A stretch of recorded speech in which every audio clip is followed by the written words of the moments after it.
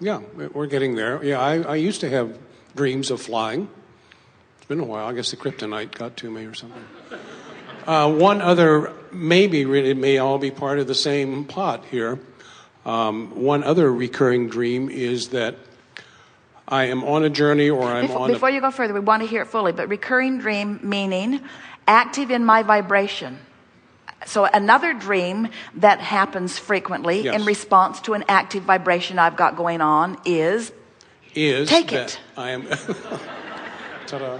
I am either on my way on a journey, or I am on my way to do a project of what I get paid to do. And in either case, I never get there on time.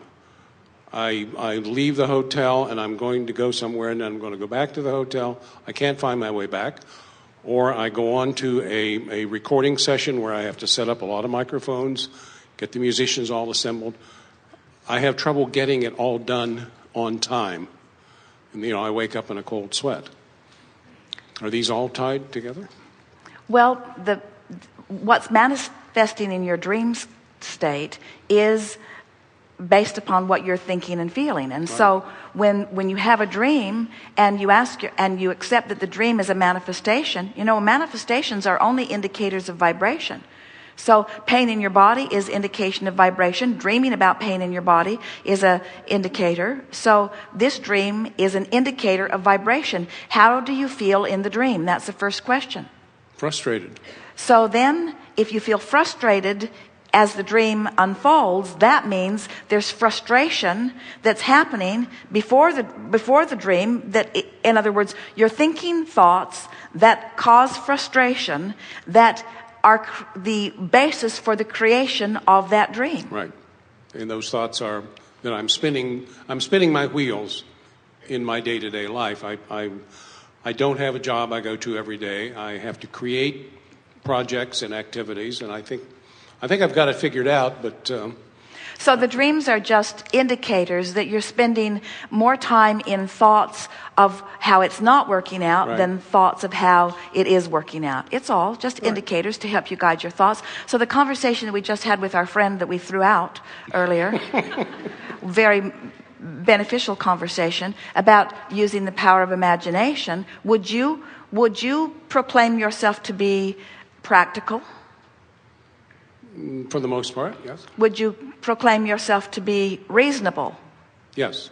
Would you proclaim yourself to be realistic? Yes. Would you proclaim yourself to be an avid observer of reality? Yes. Would you proclaim yourself to be more realistic or more imaginative? Probably realistic. And so what's happened is I'm stuck in what is.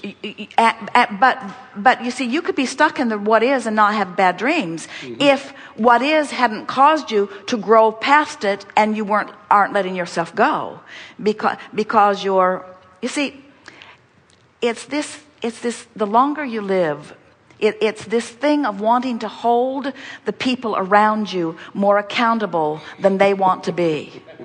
And then you get frustrated because you can't control all those moving parts. And you remember a time when it was easier. You remember a time when they were more cooperative. You remember a time when more people were doing more of the right thing. You're remembering those times and clubbing yourself about the head and neck with those memories. And so it's causing a basis of frustration that is just showing up in your dreams. You're not alone in that, is he? In other words, Esther has some of those dreams too. So does Jerry. And what it really is about is that, and we've been talking about this all day here today. It's about trying to squeeze out of action and determination more juice than there is there to squeeze out of it, and not trying to use enough of the leverage of this vortex and this imagination. It's that practical minded, I'm going to get the job done if I have to do it all myself. If I have to go down to that bus and cook these damn eggs myself, I will get some eggs that are good to eat. And we say, that's really not what we were encouraging. We're not encouraging that you wrestle one more thing to the ground, right. and that you defy odds with your energy and determination. What we're saying is, go with the flow of who you right. are. Let the universe pamper you. Let the universe organize it. Let the universe line it up. But in order to get the universe actively and effectively and efficiently involved in your life, you've got to do your pre-paving only when you're in the vortex. So next time you find yourself in a recording session that isn't going well, or in a moment of your life where you're feeling frustrated, that's not the time to sit down and say, now I'm going to deal with this. I'm going to deal with this. That's not the time. That's the time to take a walk. That's the time to go to a movie. That's the time to take a bath. That's the time to take a swim. That's the time to eat something good. That's the time to get in the vortex. That's the time to look through an album if it pleases you when you do. That's the time to chill. It's not the time to try. Really, we know this message sounds backwards of what you've heard most of your life. The harder you try when you're out of the vortex, the worse it gets. Really. Because this is a universe based on inclusion. Right. There's no exclusion. So when you look at what you want, you include it. When you look at what you don't want, you include it. And so the realist in you is tripping you up. You've got to be more... And you know that you have the ability to imagine, because you do. In other words, you imagine often. You have a very big life. Things are going very well for you on many, many fronts. So this has been a good conversation, hasn't it? In other words, do you want to be realists, or do you want to be really good at imagining? From this conversation, it's pretty easy to say that, isn't it? What do you want to imagine? Do you want to imagine things that allow you to be in the vortex, or things that make it impossible for you to be in the vortex? These are easy questions at this point, aren't they? I want to think about things that make it easy for me to stay in the vortex. Well, what do I do if something's happening? If something's happening and I don't like it, do I try to get in the vortex right now? No. Why? Because I'm not going to make it. Why? Because the vibration isn't there. Why? Because it's like trying to crawl over a wall that's too high, or through a door that's too thick. In other words, you just can't get there from there. You just can't get there from there. So what do? What does someone who really cares about improvement, or who really cares about making something happen, or who really cares about creating, what does somebody do who really, really, really, really cares about it? What do you do when you're standing in exactly the opposite of what you want? What do you do when what you don't want is so vivid that it drowns out your ability to vibrate with what you do want? What do you think would be the best thing to do? Take a nap. Take a nap. Withdraw. Do whatever you can to break the evil spell. Do whatever you can to diffuse it. Jeremy says, I forgot.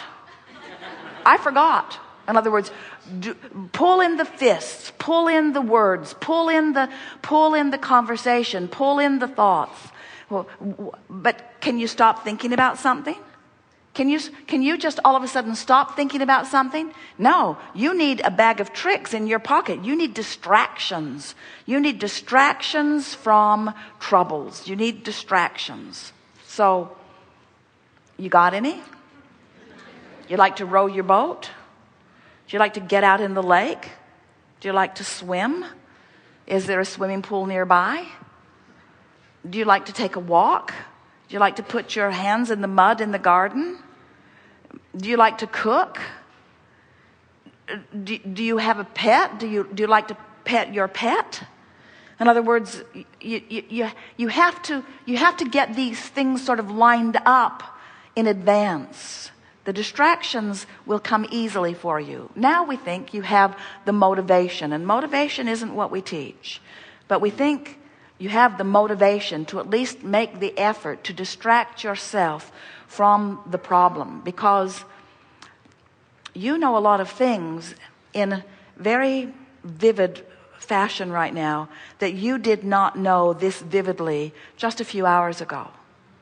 You know that the vibration of the problem and the vibration of the solution are vibrationally worlds apart, don't you? You know that You have access to whatever you focus upon eventually.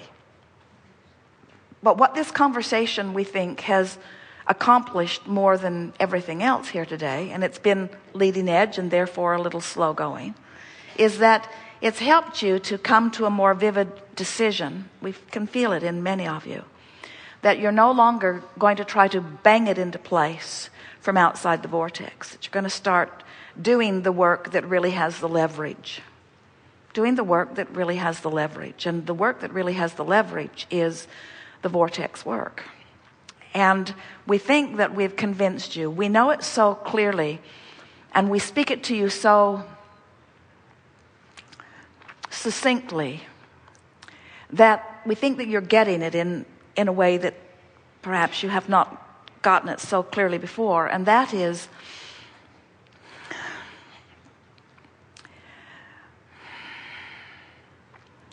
waiting for you to be really ready for this, because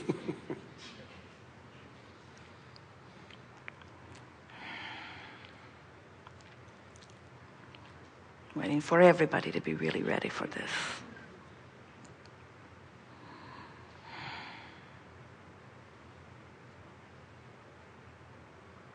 Every single day, without an exception in this room, you are in the vortex for a moment. And if you will tune yourself to what that feeling is and acknowledge this is an in the vortex moment, what do I do now? What do I do now? And you'll just acknowledge it and milk it just a little bit. You've done more work in that small effort of noticing you're in the vortex and attempting to milk it than you would with 100 days of hard labor at things that you care about. The leverage is huge. Wow. It's just huge. It's just huge. Working to be in the vortex and then practicing it when you are there, and then showing yourself how easy it is to speak to your child when you're in the vortex, and then noticing the response that you get will make you never, ever, ever, ever, ever want to waste your breath as you parent outside the vortex. You will never want to redirect or guide anything from outside the vortex again once you've had just a little exposure to doing it deliberately from inside the vortex. When you hook up with this power, this energy that creates worlds, this energy that keeps your earth spinning in its orbit, this energy, when you tap into it and you focus it into some phase of your life that matters to you, you will discover what true leverage is. And you will begin to proclaim to people, as they say, what do you do? Hardly anything. Hardly do anything.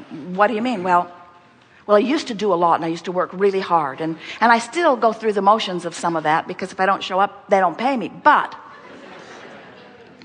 what I really do is watch for glimmering, shimmering little snatches of evidence that I'm in the vortex, and then I give my undivided attention to that with the express and singular purpose of training myself into the frequency of true leverage and true power and true worthiness and true knowing and true creation. That's what I do. And if you look around your world and you see the writers of songs that have lasted through the ages, that's what they did. They found a little bit of that, and it lasted them a really, really, really long time. When you see something that someone created that has lasted, whether it is a business, whether it is a structure, whether it is a sculpture, whether it is a work of art, whether it is a body of work, when something lasts, it is because someone was in tune with the energy of leverage long enough that it got a really good start.